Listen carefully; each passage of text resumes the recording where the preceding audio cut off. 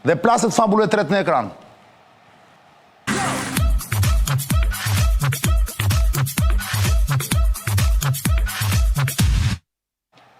Kulla, kemi fiks 20 minuta kohë për të hedhur dritë dhe për të kuptuar çfarë ndodhi vetëm pak ditë më parë, një draft projekt, le të quajmë marrëveshje, me 21 pika është hedhur në treg. Dhe ishte kohë tani të lexojmë 21 pikat, sepse aty kishte shumë ujë, kishte ujë pafund. Një nga gjërat që mua mbeti në mendje ishte kjo që në qoftë se, thoshte një nga pikat, aty më duket se ishte thelbi. Në qoftë se Hamasi nuk do pranoj për 48 orë këtë marrëveshje, atëherë thoshte Trumpi, presidenti amerikan, domethënë, është në mbështetje të plot të Bibi Netanyahu që ai të bëjë gjithçka të dojë në Gaza. Kjo ishte në pikën e marrëveshjes. Ka kaluar më shumë se 48 orë kulla dhe ne nuk dim çfarë po ndodh. U shtyr kjo deri në fund të dielës, po sigurisht sepse nuk është kaq kollaj të bëjë çfarë të dojë. Bombarduan në fakt ata partia nga Gaza. Se ka 2 vjet që kërkon të bëjë çfarë dojë dhe akoma se ka mund Hamasin. Kështu që nuk është edhe kaq të bëjë çfarë dojë, se çka ka dash ka bërë deri tani. Jo, ideja është që ai jepte pastaj kështu më jepte viston që viston aty ka pas. Pra nëse janë ulur, ja ku janë. Po pra që të vim tek pikat, të lexojmë. Gaza bëhet zonë pa terror dhe sigurt përfshinjet që është ujë. Gaza rindërtohet për të mirën e popullit dhe kjo ka një thelb. Me marrëveshje lufta mbaron më njëherë dhe Izraeli tërhiqet. Brenda 72 orëve kthehen gjitha pengjet, kjo është pikë e rëndësishme. Po që kanë kaluar 72 orë. Brenda 72 orëve nga pranimi i marrëveshjes.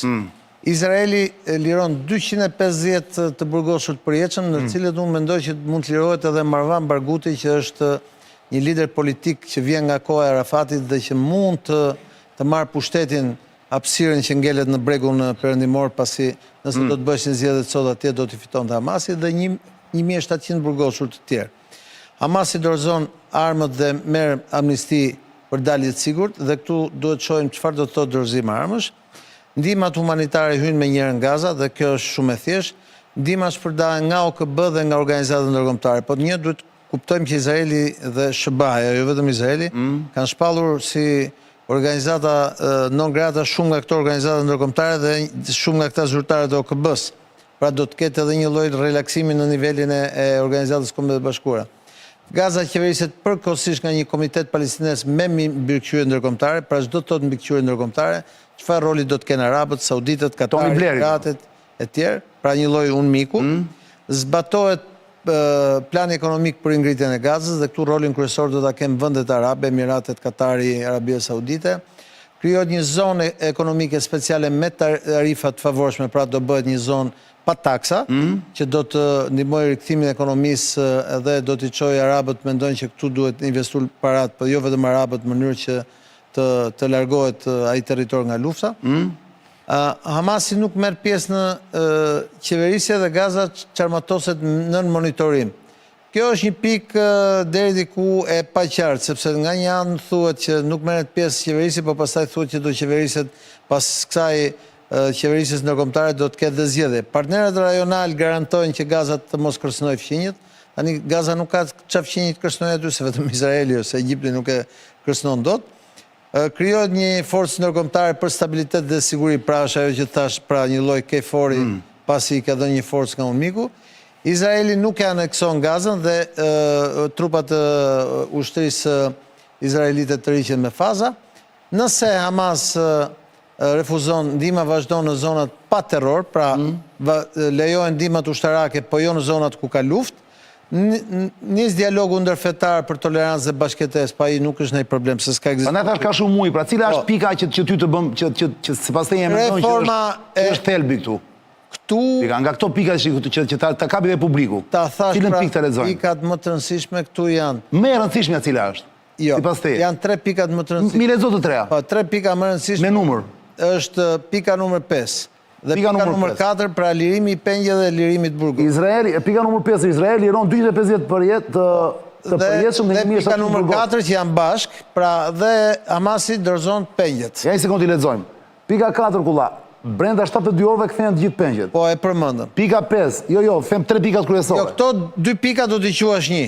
Një atëre këto. Po. Atëre një sekondë, mos më ndërprer. Brenda 72 orësh kthehen të gjithë pengjet, Izraeli liron 250 të përjetshëm, të burgosur përjetshëm dhe 1700 të burgosur.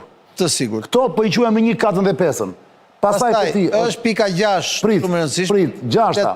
Për Një sekond. armatimin e Hamas. Hamas që dorëzon armët merr amnisti ose dalje të sigurt. Po. Pastaj, kjo ishte pika 6. Dhe tjetra? Dhe është pika e 9. Gaza qeveriset përkohësisht nga një komitet palestinez me mbikëqyrje ndërkombëtare. Problemi është çfarë mbikëqyrje ndërkombëtare dhe pika më e rëndësishme pastaj është pika 16. Izraeli nuk e anekson Gazën dhe IDF-i, pra ushtria izraelite, të riqet me... Ja, këtë tani si e ka, tani këtë si e firmosin Netanyahu këtë për shumë, se këtë nuk e kuptoj unë. Se kjo rozon gjithë tezën që ne kemi thënë përpara, që Izraeli nuk të riqet vlau, do e marri Gazën ose ta. E firmos sepse aty me trupat ndërkombëtare, me trupat arabe do jenë dhe trupat amerikane dhe trupat të tjera të disa vendeve që janë aleat me Izraelin. Ideja është kullat të gjithë thoshin. Shiko, unë të kam thënë gjithmonë... Ore, po çaj u desh gjithë kjo luftë më dhe gjithë kjo izolim po themi ndërkombëtar. Unë të kam thënë gjithmonë. Bëj një pyetje, të bëj pyetje. Dhe e vetme vjen ditën që Hamasi dhe Netanyahu do ulen në një tavolinë. Këta po i ulin në një tavolinë dhe dyja palët duhet të lëshojnë diçka. Po pra, pyetja ime është kjo. Si ka mundësi që u bë gjithë ky, se ajo është një luftë e tmerrshme atje, a duhet të thonë është bile ajo është një luftë e tmerrshme edhe në kuptimin moral. Se ka dhe kalamaj që vdesin. Dakord? Gjitha luftrat janë të mërshme. Mi, dakord, po. Kjo është, do të thënë, se aty në frontin Rusi-Ukrainë, janë dy ushtri që po përballen, është tjetër gjë. Nësa këtu, vërtet Hamasi ka ushtrinë e vetë dhe gjuan, po atje ka përfshirë dhe civilët brenda. Sepse territori është i vogël dhe ka pas... Në këtë kuptim Izraeli ka marrë kosto të paktën morale. Që ka marrë kosto të madhe shumë ekonomike. Tani mund të më thuash, atëre e gjithë kjo, francezët thonë tout ça pour ça, dhe më thënë, u bë gjithë kjo sakrificë e Izraelit për të përfunduar në tërheqje, se këtë se kuptojmë, pra... Ska asnjë zgjidhje tjetër. Pra, e bëri botë, e bëri balë që e bëri, le të themi në thonjza. Leta qëtë në fund, pra. Qa do bëj? Do vrasi 2 milionë gjysë njerëz? Jo, do thoshin ata që janë me Izraelin. Do vrasi 2 milionë gjysë njerëz, qa do bëj? Ore, mbase jo t'i vrasin. Si do i vrasin? Jo, mbase jo t'i vrasin, nuk e thot njëri atë du të vrasin. Mund t'i shpërngulin. Si? Nga halli. Po nuk, si, me qfarë mënyrë? Ka 2 vjetë që tenton t'i shpërngullit, ka 2 vjetë që tenton të nxjerrë pengjet nga ty, që lufton me Hamasin dhe nuk e... Pra t'i thua është e pamundur. Po e vetëmja mundësi, ta kam thënë një herë qanë, është që Izraeli të hedhi bombën atomike, të vrasi 2 milionë njerëz dhe përfundon historia aty. Edhe vdesin dhe ata pengjet që kanë mbetur aty. Kjo gjë nuk është e mundur, sepse është mes të Evropës, është kufit e Evropës, jemi në kufit e... dhe gjithë botën e ka kundër. Dhe duke qenë këto kushte, tani po ndodh real politika. Dhe real politika cila është? Nëse duhet marrëveshje, nuk ka asnjë marrëveshje tjetër për vetë se të ulesh Hamasin me aleatët e vetë në tavolinë, me Izraelin me aleatët e vetë në tavolinë. Gjithë të tjerat, jo, nuk pranojmë ne Hamasin se është organizatë terroriste, jo, nuk pranojmë Bibi Netanyahu se ka bërë krime lufte. Të gjitha këto janë ujë, janë propagandë politike. De facto, në qëfë se duhet me... Ledjo, nëzire pak hartën të lutem. Nëzire pak hartën të komentoj Kuba. Rezultati vetëm i mundshëm vjen nga një marrëveshje mes Hamasit dhe qeverisë. Shumë mendon ti? Po. Që e ka mendu gjithmonë, jo? Meir Shemer, qa është Meir Shemer? Opinionist, analist, qa është? Po. Analist. Si e ka emrin? Meir Shemer? Meir Shemer, profesor. John Meir Shemer. Nuk e i thani thuhet Meir Shemer, po Meir Shemer. Nuk ka rëndësi. John Meir, ky konsiderohet legjend në Amerikë. Është legjend e marrëdhënieve ndërkombëtare. Një lloj kulle po amerikan. Thot, Hamas do të ishte tepër i pamend të pranonte këtë plan në mënyrë të njëanshme, i cili bën ata më të pambrojtur se kur ndaj agresionit izraelit dhe pothuajse nuk bën asgjë për të lehtësuar vetëvendosjen palestineze. Shiko... Pra del keq Hamasi po ta firmosi këtë kulla? Dhe fakti që s'po e firmosin çdo me thënë. Problemi i Hamasit nuk është se del keq Hamasi. Problemi i Hamasit është se Hamasi duhet merret vesh me aleatët e vet. Në rastin konkret duhet merret vesh me Turqinë. Me Iranin?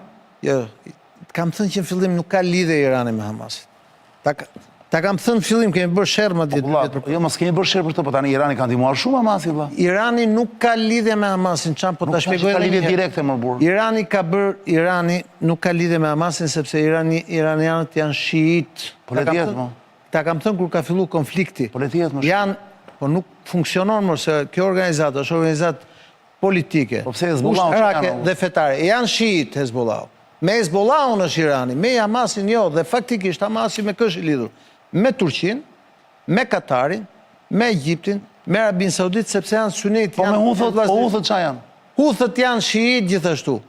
Ata bombardojnë Izraelin nga Jemeni. Çështja e Iranit erdhi në tryez për shkak se Irani u fut kur në loj u fut Hezbollahu dhe filloi lufta në Liban. Dhe po mos kishin bombardimet e Izraelit, Irani ka ndihmuar me para dhe me armatime një pjesë kohë Hamasin. Por nga pikpamja e leadershipit fetar dhe leadershipit politik, nëse Hamasi do të kthehej në një organizatë varëse të Iranit, do shkatërrohet nga brenda se ata janë gjithë sunit. Dhe konflikti i brendshëm sunit-shiit është shumë më i madh se sa këto konfliktet e tjera. Po, a është tezë që ndron kjo tani se edhe rusët janë ortodoks, po kjo do thotë që nuk mbështesin Tashi unë çan flas si ata që lexojnë në televizion. Ti që unë kam qenë edhe nga. Mund të ketë arsye të tjera, kur ishte? Por nuk ka arsye. Po ti që kam qenë më parë, nuk është ti di që territori një e kam shkeltërin. Nuk është e mundshme nga pikpamja leadershipit fetar dhe leadershipit. Tani do ma komentosh të hartën se na kanë bërë 9 minuta kohë. Ushtria izraelite më shkruajnë nuk do dalin nga Gaza, shikoni hartën thotë do jetë brenda Gazës, në kufit e Gazës. Po ashtu kështu në kufit e Gazës ka qenë, por nuk do rrit dot 300.000, ata mlodhen 300.000 forca. Dhe në 2 vjet luftë kanë arritur vetëm këtë rezultat. Kanë vrarë 2 lider të Hamasit, kanë shkatruar pjesën më të madhe të ndërtesave që ashtu, por nuk kanë shkatruar tunelet poshtë. Ka dhe një numër të madh të vrarësh nga ana ushtrisë izraelite që nuk është i vogël, edhe të vullnetarëve izraelit, përveç 7 tetorit, dhe rezultati është që ka një masakër në civil, nga të dyja anët, po sigurisht në anën palestineze shumë më i madh ky numër. Ka 2/3 e botës janë kundër, u pa dhe në Asamblenë e OKB-s, janë kundër qeverisë Izraelit.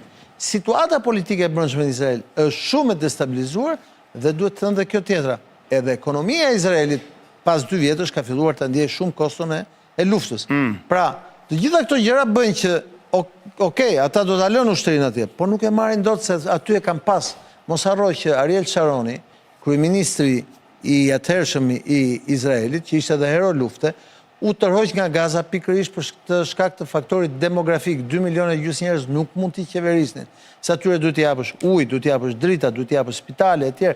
Është e pamundur ta bëjnë izraelitët. Siç është e pamundur që izraelitët ta fitojnë luftën në terren, sepse duhet vriten shumë ushtarë izraelit, shumë. Lufta duhet zgjasë akoma më shumë se çka zgjatur, duhet ketë masakër këtë ematan dhe që të arrish të marrësh një fitore të tillë do të thotë është një lloj Stalingradi i pafund. E kam provuar për 2 vjet dhe kjo vazhdon. Është e pamundshme. Si gjeostrategjie do ma komentosh pak më ardhëm? Vetëm në qoftë se do të kishte, atë jo është ndarë në zona. Mund ta komentoj pak me detajet rrugën se kemi edhe 7 minuta kohë. Pra, 6 minuta. Në fashën me blu tregon çfarë lexon aty Lediot, të lutem na ndihmoni që kontrollohet nga ushtria, IDF-ja. Nga IDF-ja.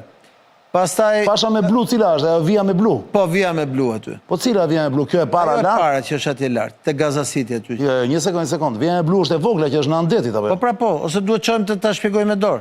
Jo, me dorë jo, se e kupton njerëzit. Po, vija e vogël që është në anë të detit, ku lexon Gaza City. Po, dhe kanë shkon deri poshtë në Kan Yunis, pra vija, pra ajo është gjithë ajo zona atje kontrollohet nga ushtria. Po, ku është vendos ushtria? Bukur. Po, ku është ushtria është dhe Hamasi që lufton, se prandaj ka përdit luftime dhe pastaj është. Po vija e verdh, po nga vija e verdh e brenda? Është pjesa ku ka filluar tërheqja dhe që do duhet të ndodhë dhe lëtimi. Çfarë thot inicial?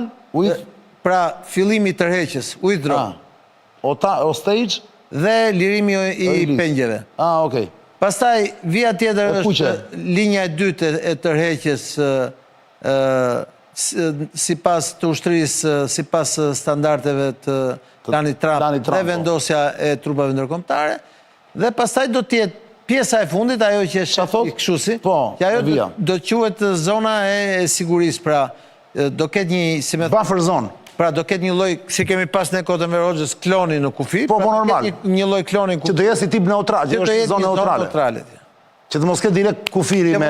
Kufi dhe do shikojt kush do kontrolloj kufiri me Egjipt. Ky është plani Trump i hedhur në hartë apo jo? Paka shumë. Ky është plani që i kanë përgatitur teknicianët ushtarak Trumpit në marrëveshje me negociatorët në Katar, me negociatat në Katar edhe me Hamasin, me negociatat edhe në Bregun Perëndimor, me negociatat edhe me Izraelin, me negociatat dhe me këto vëndet e tjera, si që është Egjipti, apo këto vëndet... Dhe për t'i vënë pikat mbi kulla, me që kemi akoma dhe 4 minuta kohë bashkë, dhe pasat do të lë të lirë.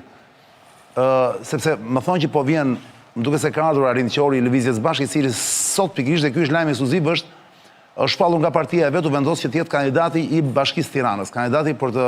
Do isha kurios të dëgjoja opinionin e Arlindit Qori për Gazën. Po do risha atëherë me ne? Ja, 5 minuta, sa të gjej për Gazën, do të qojmë. Dakor, atëherë po, të bëhen gati edhe 2 karige tjera, Aledio. Thuhet shunave të nasin 2 karige tjera. Në qoftë se Qori do ketë dëshirë të flasin për të çështje, sepse ai sot është kaftuar për gjë tjetër. Po sigurisht, po nga që po flasin për Gazën dhe. Ndërkohë, kulla për të vënë pika mbi dhe këto 3 minuta që na mbeten. Më thuaj të lutem, si arriti Trumpi, është teatër thua ti apo është e vërtet, që ta bëjnë Netanyahu, ti kërkoj falje live në sy të gjithë botës, presidentit të... Kryeministit të Dohës, të Katarit.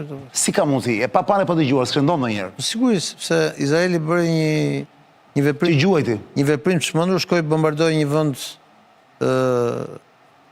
sovran, pavarur, në anën tjetër të gjirit persik. Dhe e bukurar që nuk vrau dhe njeri atje. I cili është aleat i Perëndimit, është një vend ku ndodhen bazat amerikane, ka bazë amerikane aty në... E di pa, atje ku gjyti Izraeli nuk ishte bazë amerikane. Jo, po, ki parasysh që 2 muaj më përpara, s'ka rëndësi, po 2 muaj më përpara, u bombardu këtë vend, po 2 muaj më përpara, Katarin e kështë bombardu Irani. Dhe tani, kur e bombardoj Iranin, gjithë e shanë Irani me qa kishte. Pra, kjo sulm terroriste, kjo sulm kriminale, tjere, sepse sulmot një vend i pavarur tjere. Dhe që 2 muaj më mbrapa, kur e bombardoj Izraeli, që do thonin? Që normal, dhe Trumpi e tha shumë qartë. Tha, ku sulmon Katarin, sulmon interesat e Amerikës. Dhe tha me statement, dhe tha me deklarat publike, dhe ja tha, ati tha, ti nuk e lujt mend që të më prishësh mua me gjithë aleatët e mi Arab, të cilët unë nuk mund t'ja lej si aleat Kinës në BRICS, sepse këta janë ata që po mbajnë ekonominë amerikane, mu Arabia Saudite, Emiratet, Katarik, investimet e këtyre po si. Aq më tepër Katari që është edhe produsi më i madh. Këdo do të vrisë Netanyahu që goditi në Doha? Unë mendoj që... Jo, cili është shënjestra? Një nga liderët politik të Hamasit. Po më duket kryesorin, apo jo? Jo, po nuk e se ka kryesor. Hamasit kjo e ka mbajt në këmbë, se ti po vrave njërin ke edhe 300 që janë gjithë lider kryesor. Po kjo e ka mbajt në këmbë, nga...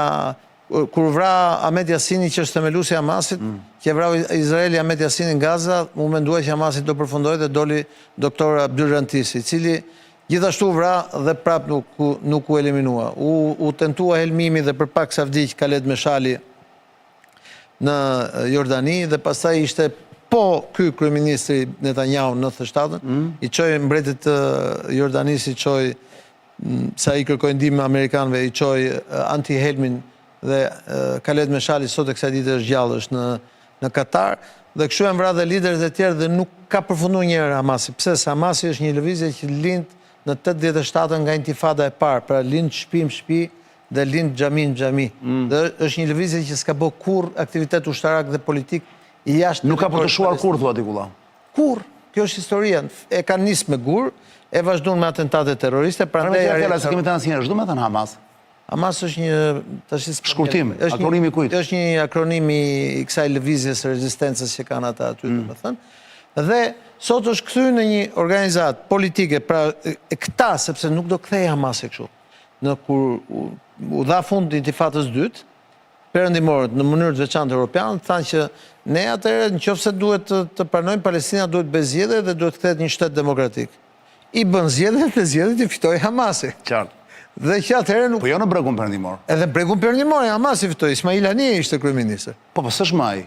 Jo, po se e vran, po në 2007-ën, pastaj lejuan dhe filloi lufta mes bregut perëndimor dhe Gazës dhe këta e morën... Një lloj lufte civile, le të them. Një lloj lufte civile. Erdhëm Por mos harrojmë që sa më shumë ka kaluar koha, aq më shumë është forcu Hamasi. Si në anën tjetër, sa më shumë i është bërë presion pra Bibi Netanyahu si njëri që po bën krime, urdhër arresti ndërkombëtar etj. Në planin e brendshëm politik është forcuar gjithmonë ai e më shumë. Dhe Bibi Netanyahu është atje prej gati 25 vjetësh, 30 vjetësh. Ndërkohë edhe këta Hamasi ka lindur 87-ën, është tash është prej 40 e kusur vjetësh. Do firmosi thua Hamasi këtë planin Trump apo jo? Unë mendoj që po do ketë një deri të dielën shtafati, tani në orën mund edhe shtyt, do ketë një firmë, po do jetë me faza, pra nuk është se do ketë një kështu. pra trosh më beti lufta do vazhdoj kulla. Jo. Unë mendoj që lufta nga Gaza ndalon. Po kur? Tani, brenda fillon dhe ndalon lufta nga Gaza. Se unë kam ide tjetër. Fundit vit, jo, unë mendoj që ndalon. Që ky plani Trump, jo vetëm që nuk e ndalon luftën, po ky e zgjeron edhe më shumë. Unë kam përshtypjen Kur e marrin vesh të gjë? Se e tham tani në ekran. po për mendimin tim ka mbaruar. Momentin që Trumpi u takua me kryeministrin e Katarit dhe i dha garancitë personale, me ata të Arabisë Saudite, dhe e priti Erdoganin në një prisje të jashtëzakonshme në Shtëpitë e Bardhë, unë mendoj që lufta ka mbaruar. Okej. Kulla kishte qejf të rinte të dëgjonte pak Arlindin nëse ai do kishte dëshirë, ta pyesim tani, dhe pastaj do ikte. Kështu që ne le të bëjmë një pauzë vogël, do vinë kariket e tjera, na duan edhe 2 kariket e tjera, dhe rikthehemi në studio. Ju kujtoj të gjithë që pas pak do jemi Arlind Qorin, kryetari i Lëvizjes Bashkë, i cili sot pikërisht sot u zgjof nga partia e vet, nga kryesia, nga njerëzit që e përbëjnë Lëvizjen Po Bashkë. të them çka ka thënë Hamasi tani? Tani? Po një sekond. Po, Ja se të mbaroj të fjalin. të lexoj çka ka thënë Hamasi. U vendos të jetë kandidati i Lëvizjes Bashkë për Tiranën. Ky është lajm ekskluziv, e kemi vetëm ne sonte, na rastisin në fakt, sepse kemi ndonjë merit. Thjesht unë fola me Arlindi që falenderoj shumë që pranoi të vinte sonte dhe ne ta ndante këtë lajm me ne. Përballë Arlindit do jetë Flogert Muça, gazetar i njohur specialist komunikimi, dhe Marsit Gupi, gjithashtu njeri jo nuk është gazetar Marsit, është jurist, është dhe avokat dhe pedagog. Por Kulla le dio të lexoj këtë tani, ne do bëjmë pauzë ndërkohë që instalohet Arlindi dhe 2 miqtë e mi në studio. Jepi Kulla çka thon? Deklarata e Hamasit. Tani është e fundit. Po, tani para pak minutash. Për ndaluar agresionin, kemi zhvilluar konsultime të gjera për të arritur një qendrim përgjegjës trajtimin e planit Trump. 2. Me qëllim ndalimin e luftës dhe tërheqjen e plot, shpallim pranimin ton për lirimin e gjithë burgosëve të gjallë ose trupet e tyre sipas propozimit Trump. Pra, pengjet që kanë. 3. Theksojmë gatishmërinë për të hyrë menjëherë përmes ndërmjetësuesve në negociata për të diskutuar gjitha detajet. 4. Ripohojmë pranimin ton për t'ia dorëzuar administrimin e rripit Gazës një autoriteti palestinez të pavarur me konsensus kombëtar dhe me mbështetje arabe. Kam pranuar me fjalë. Po. 5. Çfarë është përmendur në propozimin e Trump për të ardhmen e Gazës dhe drejtën e popullit ton lidhet me një qendrim kombëtar që do diskutohet në kuadër të gjithë përfshirjes palestineze. Kështu që ka pranuar Hamasi. Është lajmi i fundit tani? Po. Si e gjetë më burr? Ti e di që unë i kam gjithmonë njerëzit në punë për këto gjëra. Pra nesër do di më shumë. Po ta lexova, pra Hamasi pranon dhe top 5 pikat që ti lexova. Je i sigurt që është nga burimi i sigurt kjo? Po burim shumë i sigurt. Dakord. Dhe kur mendoj që Ramsi ka Dhe sa po ta thash? U tall me Trumpin që s'e ndodh kjo. Që ngatron Armenin me Albanin. Pyeta. Pas pak me Arlindin Qorin, mos u largoni.